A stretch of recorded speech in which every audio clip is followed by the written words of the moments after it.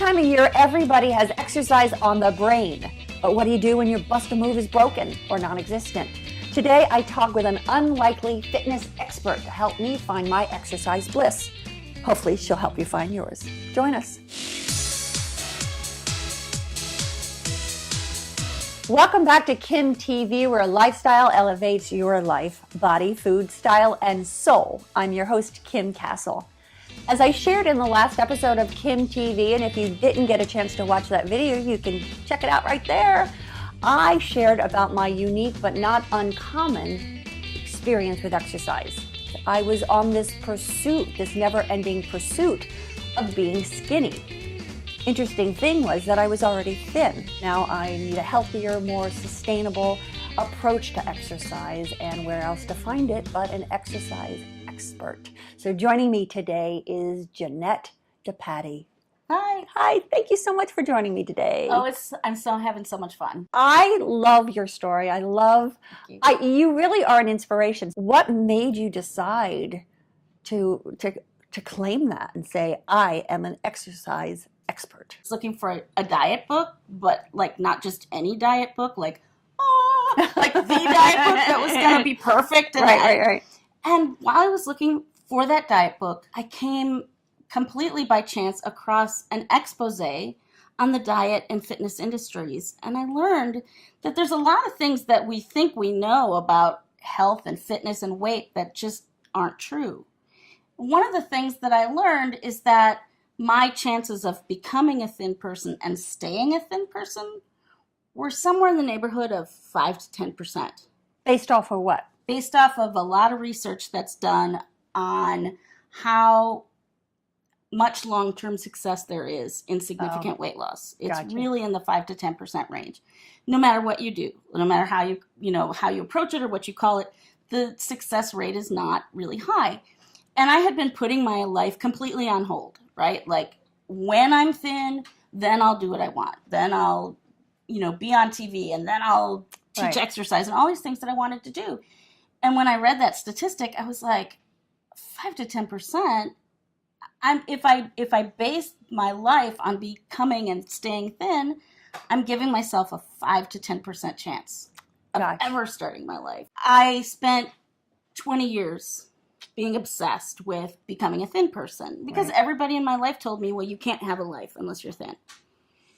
Not only people, culture, everything in our world tells you that. And so I was like, well, I'm not willing to accept 5 to 10% chance of having a life. So everything that I ever was going to do, it's just like, seriously, like anything I was ever going to do when I got thin, I just decided to go do those things. And one of the things I wanted to do was teach fitness. Your website is thefatchick.com. That's right. You even have a book called The Fat Chick Works Out. Right.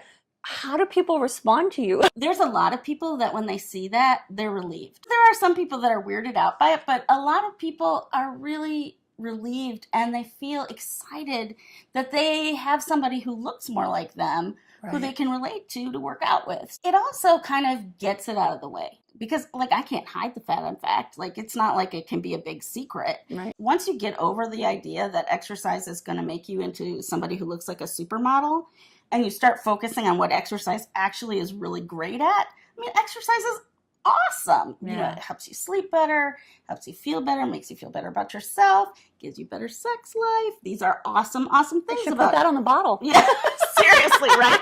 Better sex. Exercise in and of itself is a good thing, not because you're trying to get to some goal other than feeling good in your body. Right. And having more sex, as you said. Right. Better sex. I love sex. I love sex.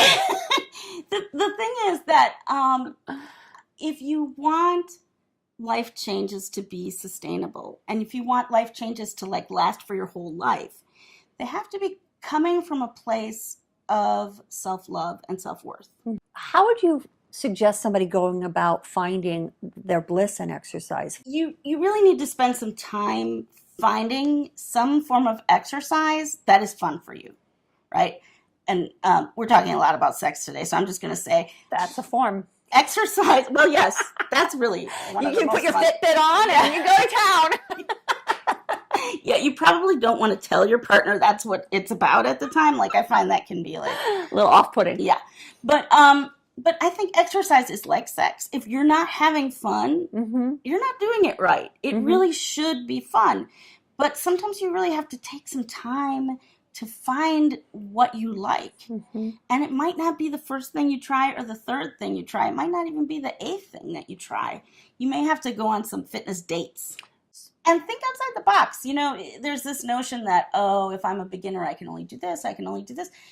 You could try surfing, you could try salsa dancing, you could try swimming. I mean, tree climbing, there's a million things you could do, snorkeling, that you could do that are exercise that maybe aren't what you would traditionally think of as exercise. Right. So how can people work out with you? I mean, I know you're local in Los Angeles, but people all over the world need that kind of model of a new way to approach exercise, and you're delightful. How can people work out with you? Thank you. There's a lot of different things they can do. I have a DVD. It's a progressive workout DVD. Let me guess. Fat Chick? The Fat Chick Works Out DVD.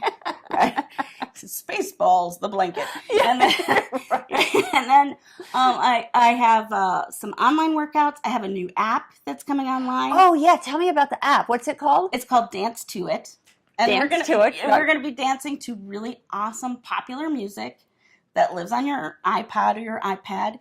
And we're going to do short workouts that you can string together in any way that feels good for you. And I'll put all those links in the description below. So. One thing I can also suggest is that if you're coming to exercise from a place of panic, if you're panicked about the size of your body, if you're panicked about different things in your life, and you're like, I have to exercise, and when you get unglued like that, it tends to not last very long because you're not coming at it from a healthy place. Gotcha. And if you just calm the heck down and take a deep breath and start slow. So yeah, you have to go easy and know that you have to approach it in a very sustainable way that brings you joy today, not tomorrow. Right. I just think what you're doing is so important. What you are doing is a pattern interrupt. Yeah, you know, I think so. It's really beautiful, and you make it safe for so many people on both sides of the skinny. It affects all of us. Absolutely, and I think it's amazing, and I am delighted to have you on the show.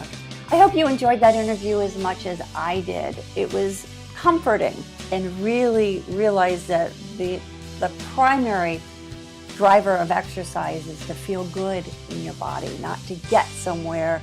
And that in order to do that, you need to find your exercise bliss, and you have to date the different types of opportunities to exercise.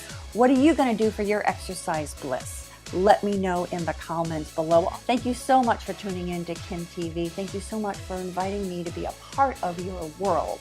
Until next time, remember, wherever you go, whatever you do, I see. Hope you enjoyed the video. Let me know in the comments below, and show me some Sally Field, and like it, and of course subscribe. I promise I'll make it worth your while. Hair okay?